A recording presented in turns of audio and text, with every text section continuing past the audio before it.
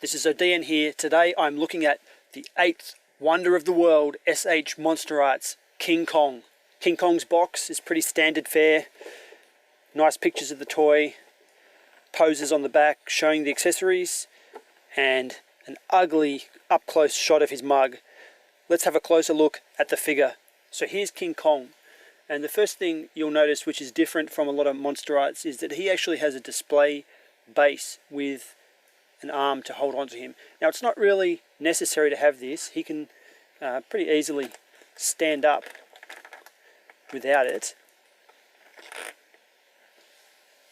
So you could definitely pose him with that if you don't like the look of it. But what I find that it is good for is when you want to leave him and you finish playing with him for the day, you need something to make sure he's not going to fall over.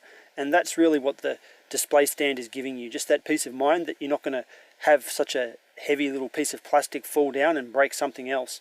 King Kong is the first product from the S.H.Monsterarts line which is not related to Godzilla. So King Kong, being an American monster, isn't really a kaiju. I don't think he could be classified as a kaiju because he's just not big enough. So he probably would only come up to just above the ankle of Godzilla if they're in the same place at the same time. So this is something kind of departing from the norm for Monsterarts. The sculpt is done really well, just like all Monsterarts have been, and that's probably the biggest draw for me in the Monsterarts line, which is the reason I always keep coming back. I'm not a King Kong fan. I don't particularly like any of the King Kong movies. I've seen a fair few of them, including the one this is based on, the Peter Jackson version, the most recent version. But even though I'm not a fan, I am a fan of the toys. And you can see if I just bring him a bit closer here. The sculpt is really phenomenal. You can see all the hair on him, his gums, his teeth, and the eyes pop quite a bit. I mean, it's a little bit, it's not showing up so well with all these bright lights around it, but in person his glaring red eyes really do look quite good. And from where I'm standing, even the pupils kind of show up against the background of red, but the light makes it a little bit hard to see here. Now, he does have some blood splatters on his arms, so you can see there on the shoulder, on the chest, some slashes on the other shoulder. So he's really got a lot of battle damage in him. There you can see some more on the top of his head, even on the back, and I guess that's from fighting various dinosaurs and what have you, like he did in the movie. Kong has a fair degree of posability.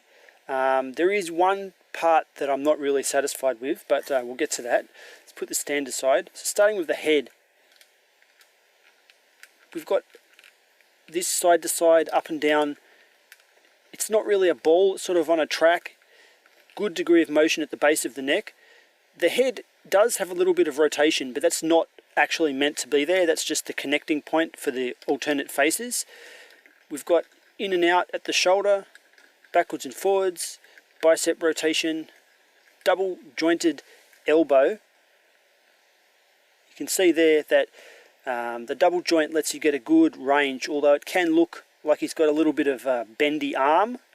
Mainly I think what that bendiness is for is so he can get things up to where his mouth is. Given that his mouth is so big, one of his accessories can look like it's being stuck into his mouth, so he needs to be able to hold it up that way. We've got a double ball at the wrist, although you wouldn't know it, but there is a ball here and a ball in there. In and out, side to side, balls at the hip, double jointed knee,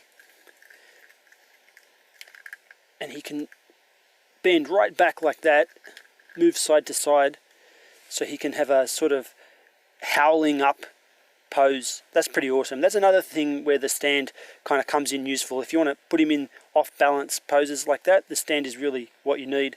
There's one final joint down here at the toe, and it can bend down like this to give him a kind of grasping of the foot, but it's really not what I'm looking for. I want to be able to bend the toe upwards, and that's because sometimes a gorilla is going to walk on all fours, but that's the one position this guy has a really hard time achieving. So firstly, his toes don't bend forward, which would I don't know how anatomically correct that would be. I don't think he could do it in real life, but it would help with stability in this mode. But even worse than that is his degree of forward posability. Like, he just can't get his feet to go flat on the ground. Like, it's quite difficult to get him into a walking pose. Now, there is a alternate set of hands if you want him to walk on all fours like that, and that's these guys, which can be popped on at his wrists, and there you go. That's about as close to a all fours walking stance as you're going to get, and you can see that the hind legs just look a little bit off there. They don't seem to meet the ground properly, and they are a bit too splayed apart, so his back legs shouldn't be so wide when he's in that position. And it's a bit annoying because I like to put him in that position sometimes on top of a tower or something, and I can't really achieve it. Here is another hand that he's got, just a outstretched fingers position. Doesn't really have any purpose except gesturing. Here's one of his grasping hands. Now, he has two of those gesturing hands and two of these grasping hands, and you can see I've stuck in there one of the accessories that comes with him, this little piece of a tree. And the final hand that he comes with is another grasping hand, but this time it's got a little, what's that actress's name? Is it Naomi Watts? I think that's who that's meant to be. Or was the original one Fay Ray? I'm not sure. But either way, you get a little blonde woman to hold, so King Kong can hold her. And I like to position her kind of like this, because that's what I think King Kong would really do with a woman, not flip her over to see her do somersaults like in that movie.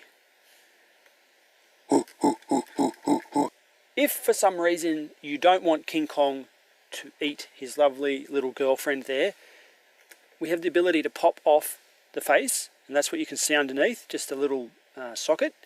There's some copyright information printed there, a nice inconspicuous place to put it, and we can just pop on one of the alternate faces. So here we've got the kissy face.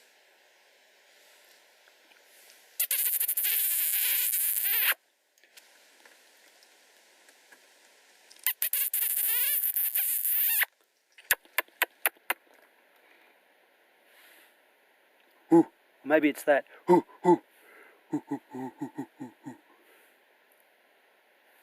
Apart from that one, let's get rid of that. We've got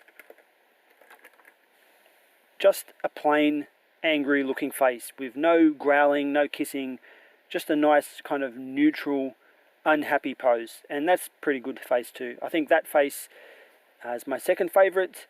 The biting face is my first favourite, and the other face, it's kind of alright, but I didn't enjoy it as much. So now King Kong is standing up tall because it's time for some size comparisons. So obviously we need to compare it with the first Monsterarts. It's still a favourite of mine, Godzilla. Now that is clearly out of scale, and there is no way that that King Kong is as big as this Godzilla, but they do both look very nice. I do love the way both of these look, but I just don't, I don't know where I'm going to stick this King Kong.